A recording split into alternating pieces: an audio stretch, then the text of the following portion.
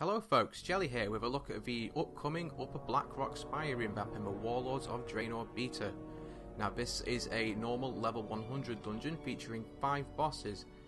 Our item level was 600 when we were testing this. Obviously you are 660 in PvP gear, but it does get scaled down in the dungeon.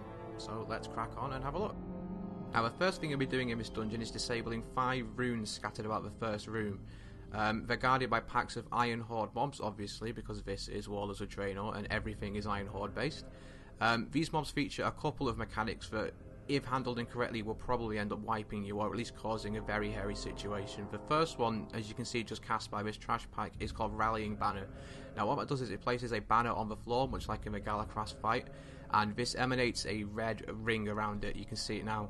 And what that does is it continuously expands, and if it's not killed, it will expand to the point where it will pull other mobs, which will just make it horrendous to heal, horrendous to tank. So it's best to kill them the moment they come out. Now the second thing to watch out for in this dungeon is the sentry cannons, like the one on the right of us just now. You can see we've aggroed it, but they are actually, to start with, neutral mobs. Now you can kill them before the packs, and it is advised you do that so you don't have any nasty surprises, because what can happen in these trash packs is that an Iron Horde lead belcher can run over and activate the sentry cannon, and they'll start, firing on whoever, your tank, your healer, your DPS, and you really don't want that to happen. So it's best to kill them as you come across them, because otherwise you'll start getting unexpected problems. So you continue working your way through the packs. As you can see, really we didn't have much trouble with them. I think we do pull an extra pack here, but there's nothing to worry about so long as it's handled properly. Luckily we had a pretty good group. I'd not had much luck up until now. You had, boomkins that couldn't do any DPS, healers that didn't know how to heal, and it was just a nightmare. I got quite lucky here with my group, but as you can see, it starts going a bit wrong. So we've got cannons going off everywhere, rallying banners going bigger, so you really do need to get a good handle on the mechanics here, otherwise it's just not going to go very well for you. But once you manage to get through these, you'll come to the first boss.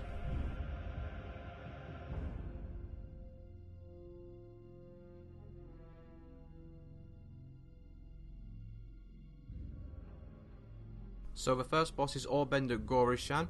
He's got a few abilities, none of which are particularly deadly on their own, but they do combine to make quite a difficult fight. The first thing I'll do, as you can see in a second, is Shrapnel Nova. Now what this does is just a basic AoE that hits quite hard. He just spams blades from his body. You can outrange it by jumping off a platform and getting away from him. Of course, as you can see, that may not always be a good idea, because he's got a massive lightning bolt running around the whole edge of the room. It really fucking hurts as well, so it's not always best to jump off a platform. Sometimes I find it was simply easier to stand there and eat it. Particularly from a healer standpoint, I'd rather everybody was in the middle and I could heal them than running about. Now, the next thing he does is spawn little spikes from the ground. You can see one just on the left of the video here.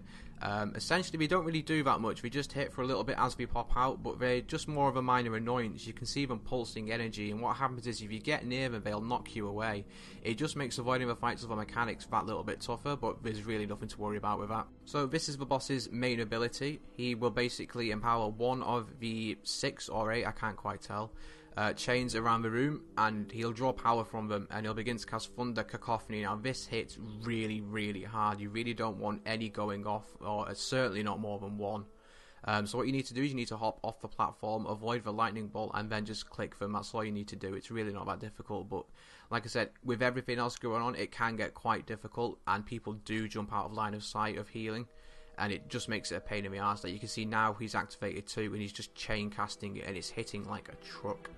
So it really is best to handle that as quickly as you can. Overall though, it's a pretty fun boss, to be honest. It's nice to be challenged again, like I said, particularly from a healing standpoint, because you went through most of Mr. Pandaria. You can DPS heroics now as a healer. As long as you deal with all the mechanics correctly, he'll go down pretty quickly. He does do a lot of damage. It is quite difficult to heal, as you can see. AoE heals aren't particularly well tuned at the moment, but we managed it. Second try, I think we had one wipe because we weren't deactivating the chains, and it really wiped us in short order. The trash in the next room consists of a Black Iron Engineer, a Black Iron Alchemist, and a Dracoroid Monstrosity. There's nothing too difficult here, just an AoE eruption that the Monstrosity casts. The Black Iron Engineer is best to be interrupted because he does cast Debilitating Ray, which can hurt quite a bit. and they do buff each other with a rejuvenating serum which can be dispelled straight off them, and it really needs to be dispelled because it heals for quite a lot, and it's best to get into the habit of it because it will come in on the next boss. But nothing too difficult here, it's just a case of pushing your way through to the next boss. So the second boss is Kyrak. He comes with 2 Draconoid monstrosities and a Black Iron Emissary. The Black Iron Emissary doesn't really do anything we found, we just killed him straight off just to get rid of him. He really isn't difficult at all. The Draconoid monstrosities are pretty much the same as you found on the trash mobs. You need to kill one before the other just to reduce damage going out of the tank. They do an eruption like on the trash, and an AoE cleave in front of them as well. As for the boss himself, he doesn't have that many abilities, so he's not that deadly on his own. He does a debilitating fixation, which is a channeled cast on the tank. It can be interrupted and should be because it does quite a lot of damage. The second thing he does is a rejuvenating serum on himself. It basically just heals him, so you do need to dispel it. Either the healer or any DPS with an offensive dispel or purge can do this. The third thing he'll do is cast poison bolts underneath people, and this is what can wipe you in the fight.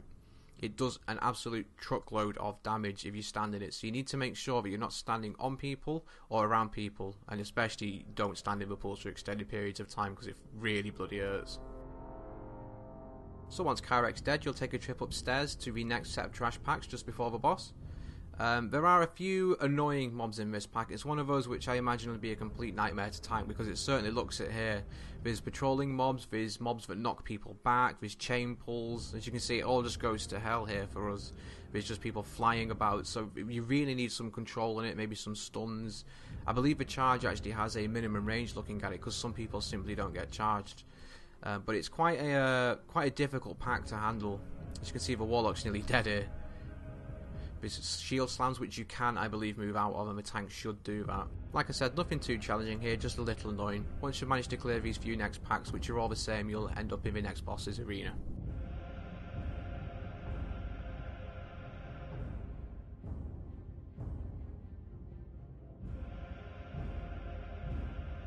The next boss is Overseer Farbeck. He consists of 3 waves of trash that don't really seem to have any unique mechanics. They just kind of get AoE down as they come.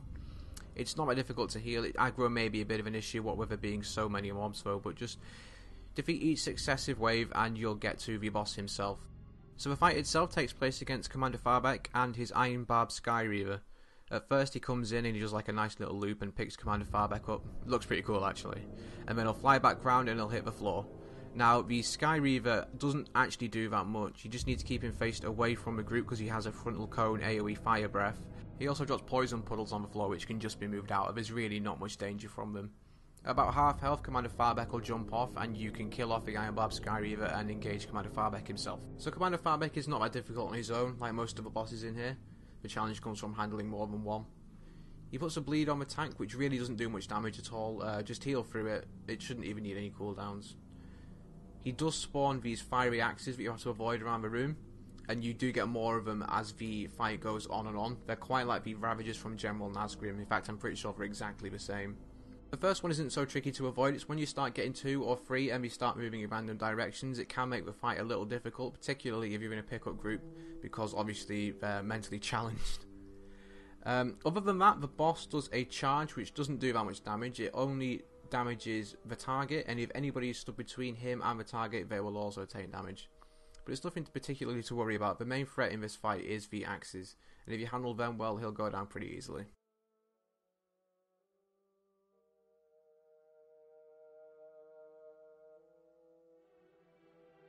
Once Farbeck's down, you'll come to the next set of trash. Now this is like the Drake room. You'll see that each pack has some Drake keepers in it. Now it's really important that these get interrupted or killed before we can actually open the cages, because what we do is they'll let out a load of little whelplings.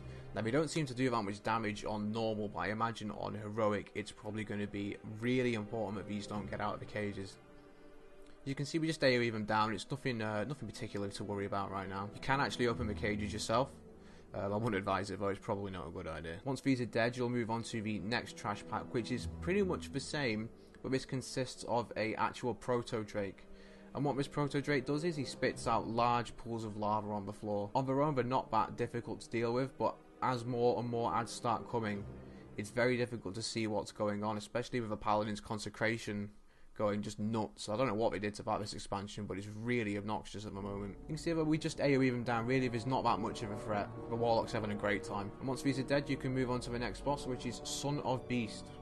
I believe the Beast was a boss in the original Upper Blackrock Spire. I'd never played vanilla myself, so I couldn't really comment on it.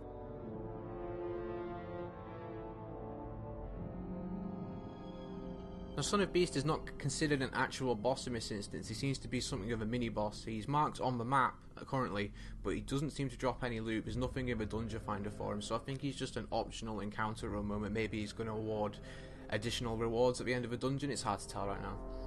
He's not that difficult. He does have a long-range charge, which seems to charge the furthest target away from him, so we had our Warlock just bait the charge out of him.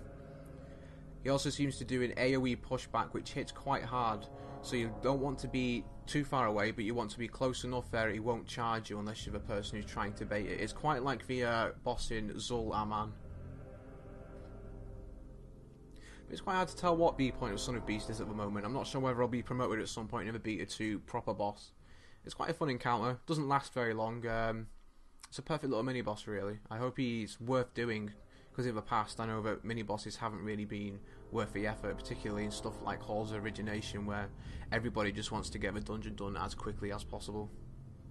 But once he's dead, you'll come on to the next boss after a couple of trash packs, and this is really a fantastic encounter. This guy's called Ragewing the Untamed. It's a really, really fantastic encounter, like I just said. It's got loads of mechanics, most of them matter. It's really, really difficult, and it's loads of fun. So you can see the first thing he does, he places a large pool of lava on the floor. It really hits quite hard, so you don't want to be stood in it.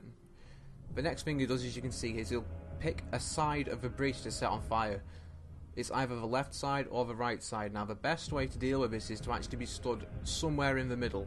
It's not a good idea to be stood exactly in the middle, because if you place a pool there, it's not going to go well for you.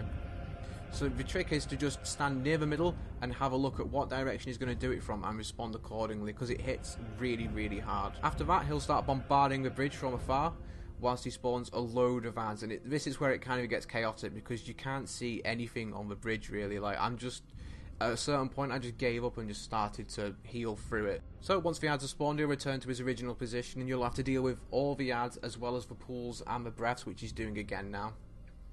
It is a little difficult to heal. As you can see, we did just lose our druid there. Luckily we had a soul stone so we could resurrect him.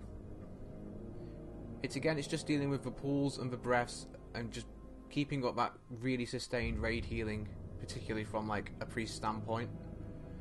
Realistically, as a damage dealer, there's not much to do in this fight that is that difficult. The breath is really, really obvious. So he'll go through the motions again, he'll do his breaths, and then he'll fly up and he'll summon his ads again. So you can see he's bombarding the platform again. The animation really isn't very obvious. It's one of those cases where you're either going to have to turn your spell effects down or just really be on your toes. Once he's bombarded the platform a second time, he will actually land on the platform. Now, once he lands on the platform, he will stop using his breath attack, because obviously it would just be unfair. He does still use his lava pool ability though, so you do need to watch out for that, and it's a little bit harder to see now that the boss is actually stood on the platform. The main mechanic once he lands on the platform is that he gains a damage buff, which according to the dungeon journal will increase damage by 40%. And it does stack, so you really, really need to burn him down as quickly as possible. It might be a good time for a bloodlust, particularly on heroic. As you can see, the damage just really ramps up. Like, these pools are not joking about. 26k at level 100 is no joke.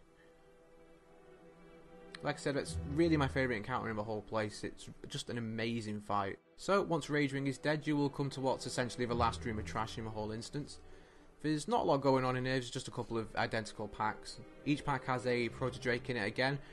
These guys spray a lot of fire all over the floor. In addition, the other mobs drop Wind Fury totems. Now these really need to be killed. Like, we didn't do a very good job of it here, because they do buff the melee attacks of the trash. They also chain pull you into them and then do a AoE around them, so if you do get chain pulled in, it's best to just run straight out. Once the trash is all down, you'll go into a really, really awesome looking room. It's actually the centre of Blackrock Mountain used as a boss fight. It's so cool. There's some trash before the boss, only 2 mobs, but they will absolutely wreck the tank, as you can see. So it's best just to save cooldowns, save tank cooldowns, healing cooldowns, and just coordinate them so that the tank doesn't get absolutely obliterated. It's really nasty trash, this.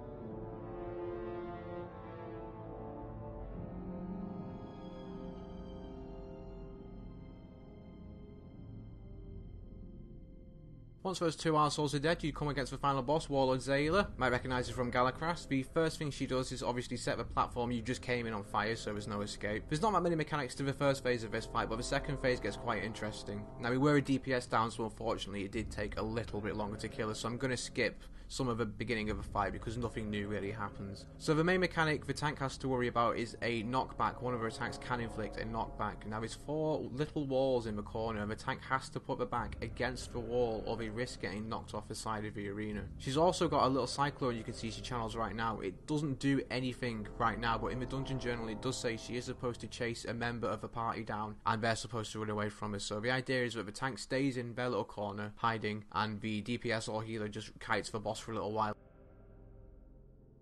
So once she reaches half HP, she'll mount up on her Proto Drake and go away for a little while. She summons 3 Worm Riders to come and take care of you. They don't really do that much on their own, to be honest. They're not that deadly. The main thing to watch out for in this phase is the Proto Drakes on the edge of the arena. Now what we do is we fly in really randomly at any point of the arena and breathe fire down it. It does quite a lot of damage, so you don't want to be standing in it, and there's no point in killing them because they've got quite a lot of health. They've got nearly 600,000 and it's just wasted DPS time. So really, once Draenor comes down again, you need to take care of the ads and just avoid the Proto Drake's fire.